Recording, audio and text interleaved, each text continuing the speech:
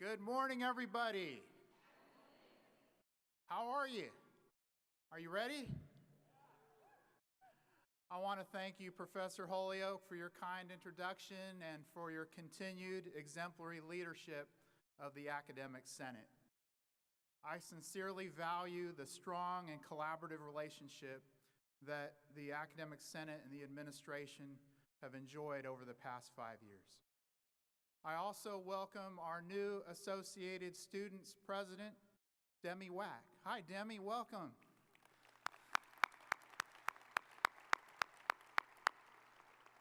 Demi is a talented and thoughtful leader, and I look forward to working with her in this upcoming academic year. When she ran for office, I don't know if you remember, but on the last day of the election, it was pouring rain, and I looked outside my window, and there was only one candidate who was campaigning, and it was Demi. And it just showed her persistence. Congratulations, Demi. Our dedicated staff continues to make us so very proud. And today I want to acknowledge Belinda Munoz and Katie Williamson, Chair and Vice Chair respectively of the Staff Assembly, and Shirley Staten, Chair of the Joint Labor Council, for their leadership. Thank you so much.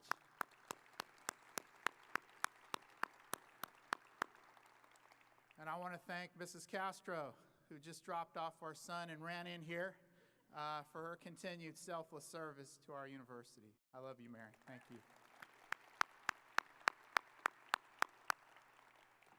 Finally, I want to acknowledge and thank the members of the cabinet who are here today. Each has unique intellectual gifts and extensive experience that they share with all of us each day through their passionate service to Fresno State. And I'm pleased to welcome two new members of the cabinet. They're sitting in the front row. Interim Provost Bob Harper. Welcome, Bob.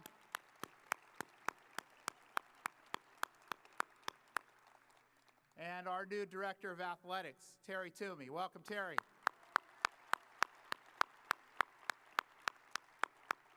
They both hit the ground running this summer. Today, as I begin my 6th year as your president, I want to share with you the tremendous progress that we have made together and articulate a clear vision for how Fresno State will continue its rise to even greater heights of success. Our mission to boldly educate and empower students for success is our guiding light today and every day. And we educate the next generation of leaders through teaching, research, and public service. Our mission deeply inspires me, and I believe that it inspires you as well. About 30 years ago, I began my career in higher education at UC Berkeley, working on complex admissions issues during a very challenging period on that campus. What attracted me to that work then, and what keeps me focused on it today, is the vital role that universities play in our society. Along with K through 12 schools and hospitals and places of worship and reflection, I believe that universities are critical to the continued success of our nation and world. And as Fresno State begins its 108th year, it is very clear that we are a university that is on a positive trajectory to achieve greater heights of excellence and distinction. Now, what evidence do I have to support this statement? Here are some important data points. Washington Monthly ranked us number 17 in the nation in 2017. U.S. News and World Report ranked us as one of the top public universities in the nation for graduation performance in 2017. In 2017-18, we awarded over 6,000 degrees to talented and diverse students, the most in our history. Isn't that great? Over 6,000.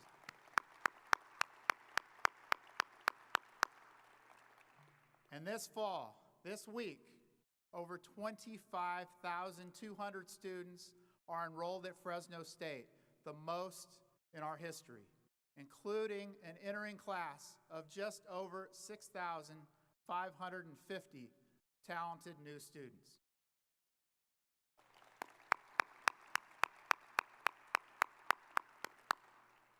We received over 29,000 applications. 29,000. 26,000 of those applications were for approximately 5,400 new undergraduate spots. And in fact, student demand to enroll at Fresno State has risen so quickly in the last few years that we've had to significantly increase our academic standards in order to remain within enrollment targets set by the state and by the CSU. We are attracting, hiring, and retaining extraordinarily talented faculty, staff, and administrators, including 57 new tenure-track faculty who have joined us this fall. I want to invite all the new faculty and staff to stand, please, and be recognized. Welcome.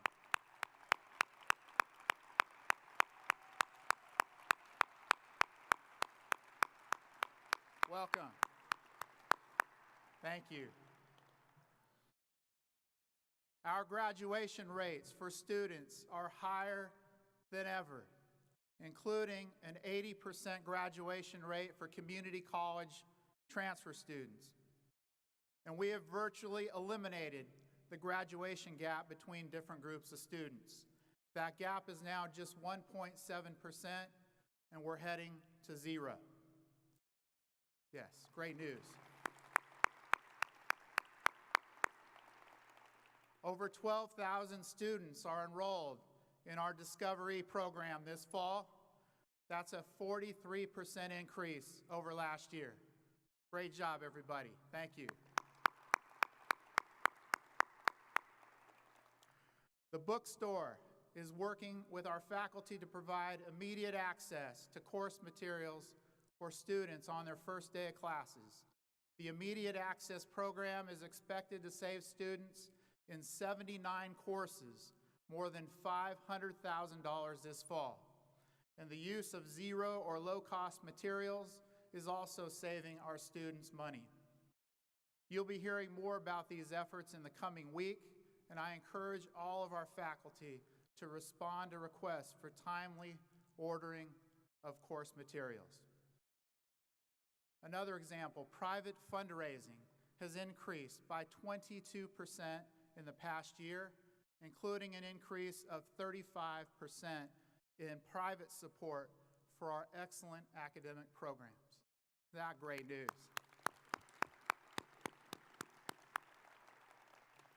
President's Circle of Excellence, which is funding that you may know of that I use to support a wide array of campus programs, grew by 170% in the past year, in large part due to one very generous $500,000 anonymous gift.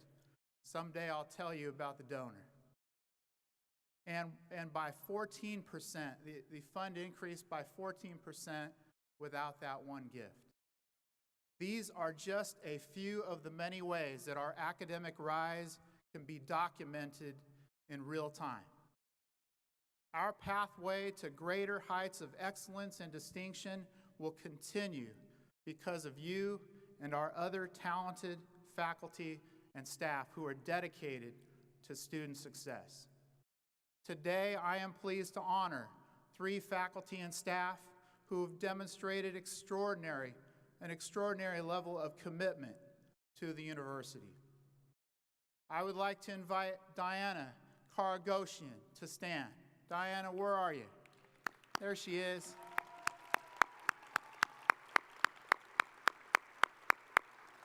Diana is a clinical case manager in student health services, and she works on many complex student matters.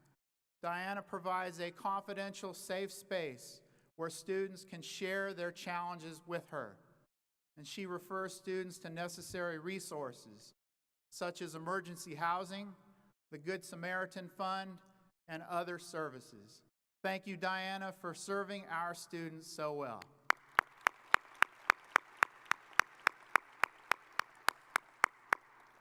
Professor Casey Chin, I invite you to stand and be recognized.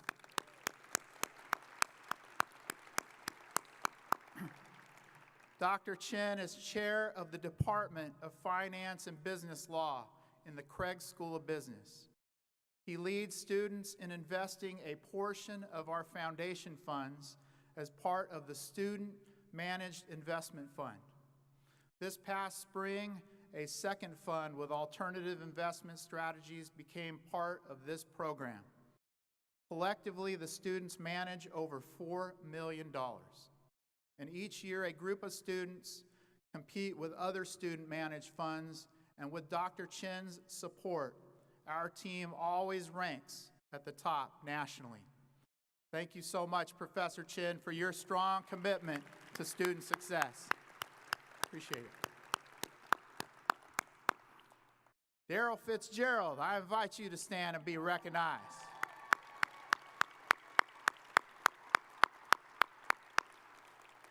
Daryl serves as Director of Corporate and Foundation Relations and has led several key collaborations and partnerships across the university. Daryl does a great job of highlighting the value of Fresno State in the corporate business world. One example of this is the tremendous growth of the State of the University event over the past 3 years. Attendance at that event has grown by 74%, and corporate sponsorships have increased by 182%. Thank you, Daryl, for your efforts in building stronger relationships between Fresno State and corporate and foundation entities. Thank you, sir. Well done. The Cabinet and I are committed to doing whatever we can to support our faculty and staff. Last fall, I announced the results of a workplace quality survey. The survey results were generally very positive, but they also identified some important areas for us to focus on to further enhance our campus work environment. One of those areas was the need to strengthen professional development opportunities for faculty and staff. In addition to other programs in place, we have developed 2 new programs that are making an important difference in this area: the President's Leadership Academy and the Administrative Academy. And over 150 faculty and staff have participated in these 2 programs in the last 3 years. And I'm pleased to announce today that each of these programs will be recruiting a new cohort of participants during 2018-19. So please keep an eye out for information on how to apply for consideration. Another area of focus this fall is an opportunity for us to work together to craft a document that we are currently calling Principles of Community: How we treat each other. The document, which will focus on how we should interact with and support each other in the workplace, will be developed through a series of focus groups of faculty and staff that will be hosted throughout the fall. And I will share the final result of this work with you at the Spring Assembly in January. Finally, the Workplace Quality Survey results documented your concerns at the time with your compensation. And while we've been able to increase salaries for faculty and staff each year since I've been your president, I understand that some remain concerned about their compensation. The good news is that virtually every new permanent dollar we've received from the state over the past 5 years has been used for faculty and staff compensation. In addition to salary, we each receive a generous benefits package that includes essential health insurance for us and for our eligible dependents.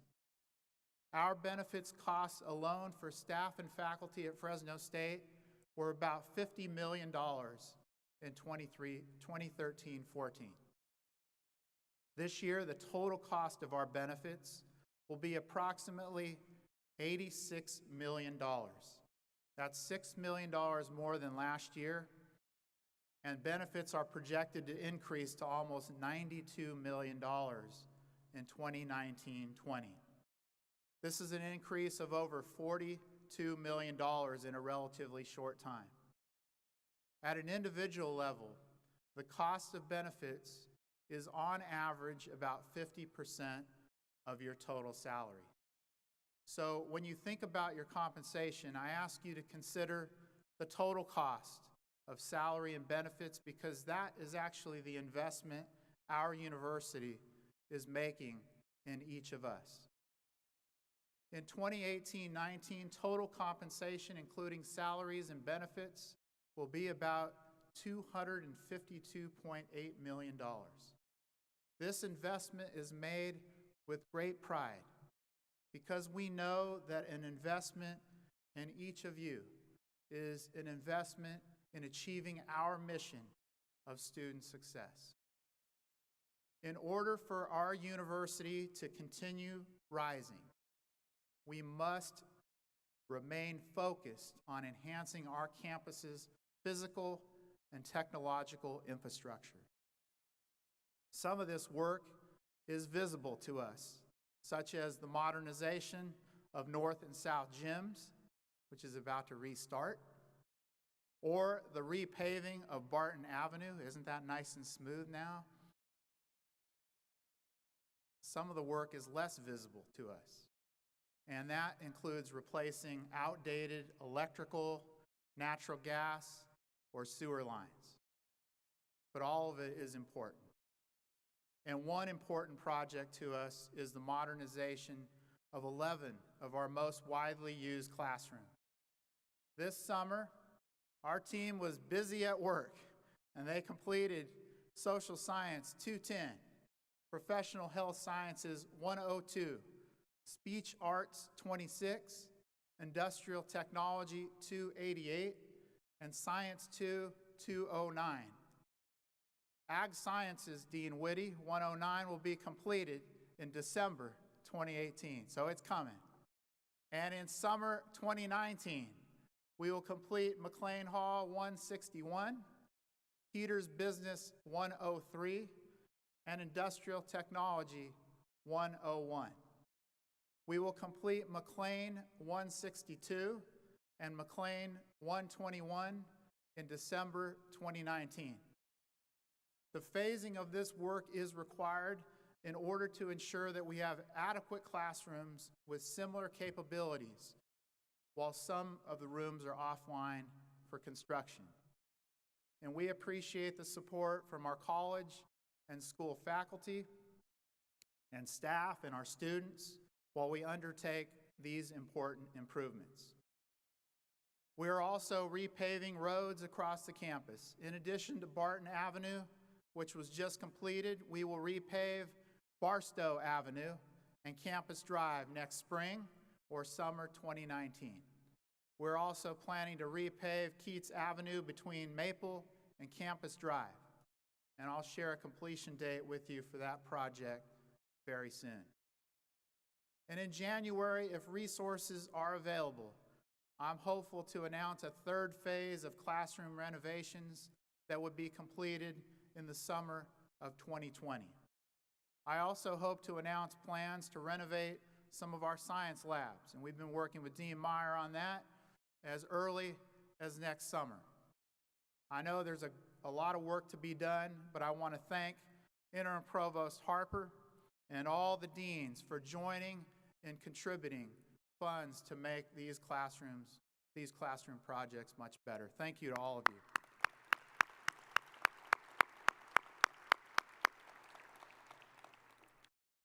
In the upcoming academic year, we will continue planning for the new student union, and we'll initiate a public-private partnership for a new central plant for heating and cooling buildings across the campus. We also plan to initiate a public-private partnership in the future to construct new student housing on campus. And I'll keep you updated on these important projects. I want to thank Vice President Astone and CIO Leon and their entire teams for supporting this expansive work to improve our campus's physical and technological infrastructure. Thank you.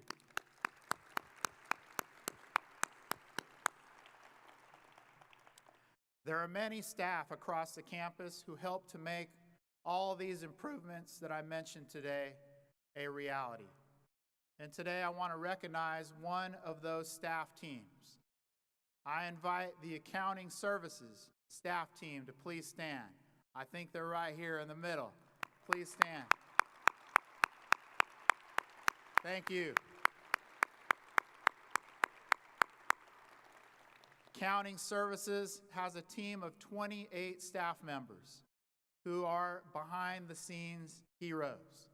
They directly support student success and help to steward the university's financial resources.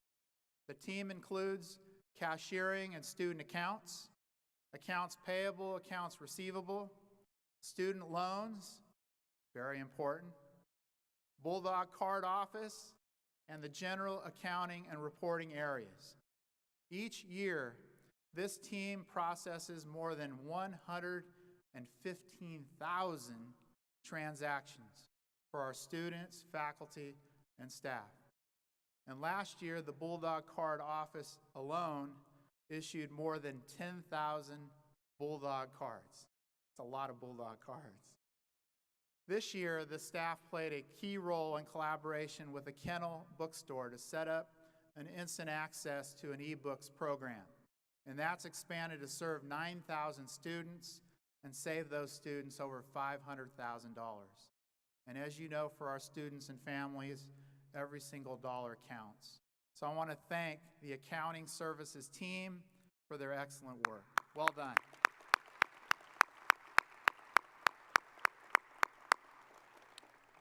While we have undoubtedly been on an upward trajectory in so many different ways, we are living in an era of American history that feels more turbulent than many of us have ever experienced.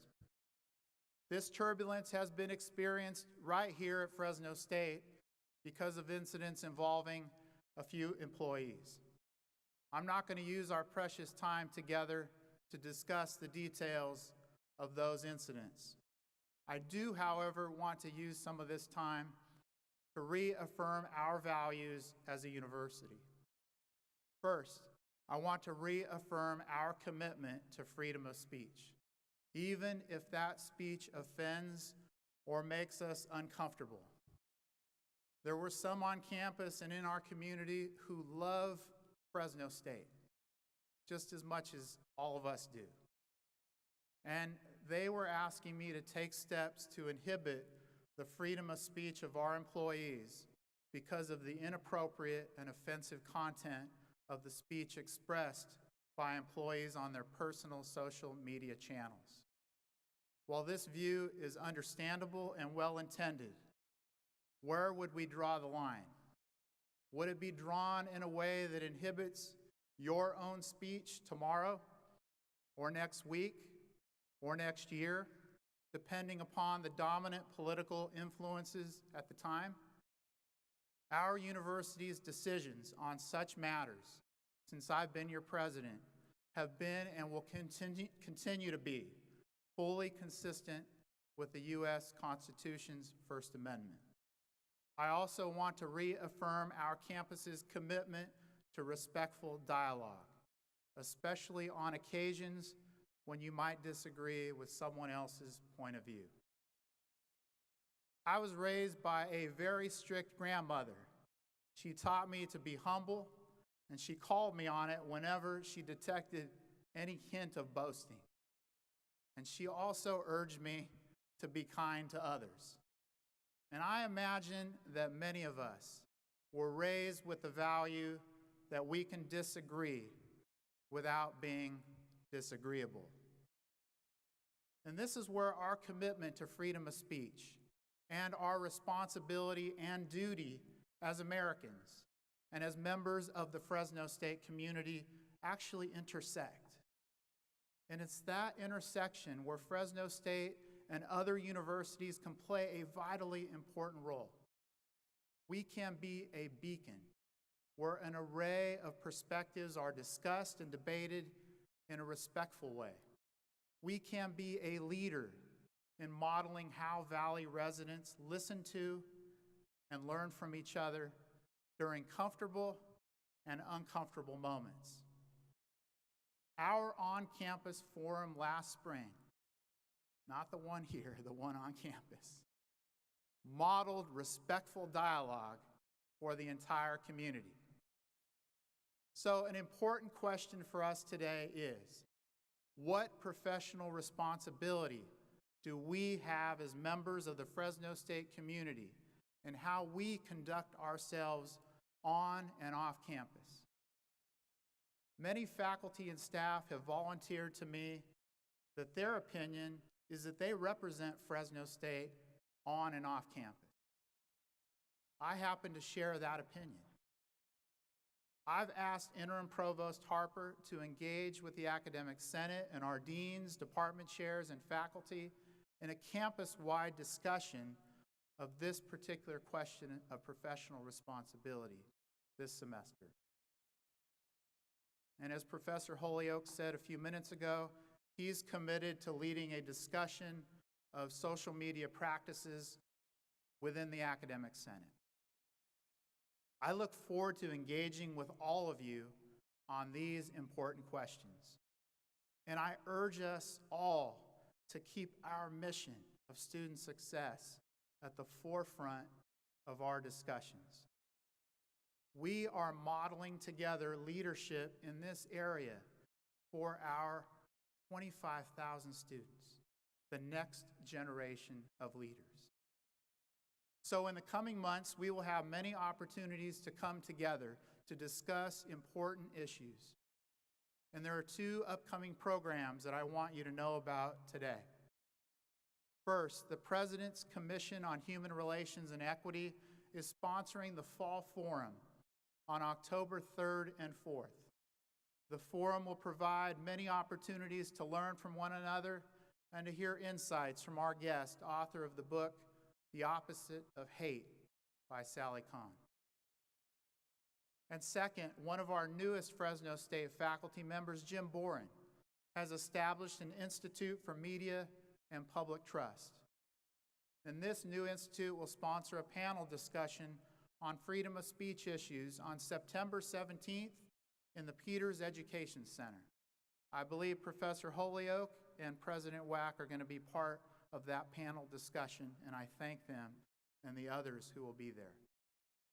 So I ask you to participate in both of these important events and invite others, invite your friends and your family and your students to join in this very important conversation. So while my speech today has focused primarily on what is occurring on the campus, I'm pleased to share with you that we are preparing to embark on our next comprehensive fundraising campaign.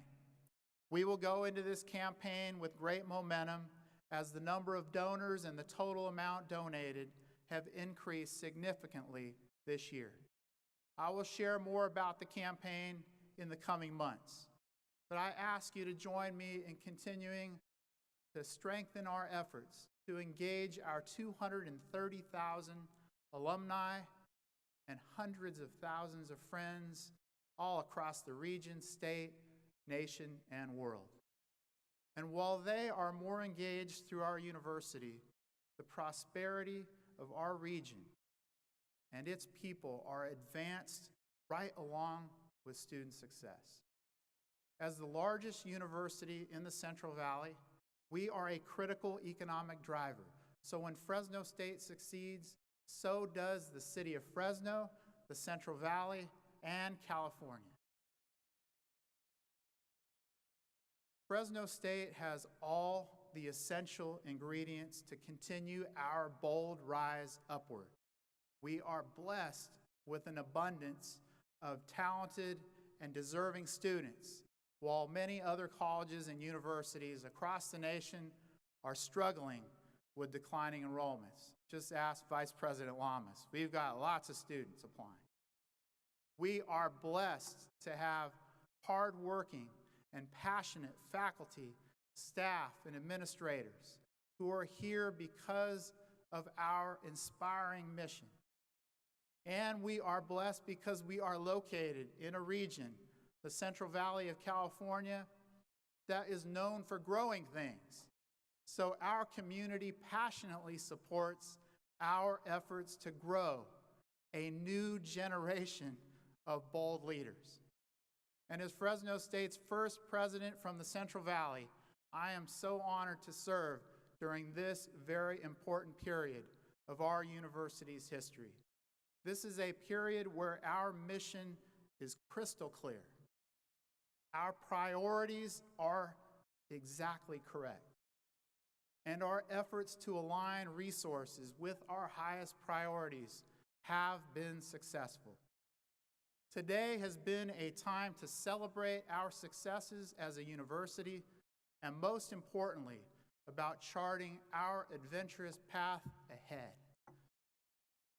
I'm excited to lead you during this next part of our university's illustrious history. So let's together make our 108th academic year the very best. Thank you so much for listening today, and most importantly, I thank you for serving with me at this great public university. I'll now be pleased to take your questions. Thank you very much.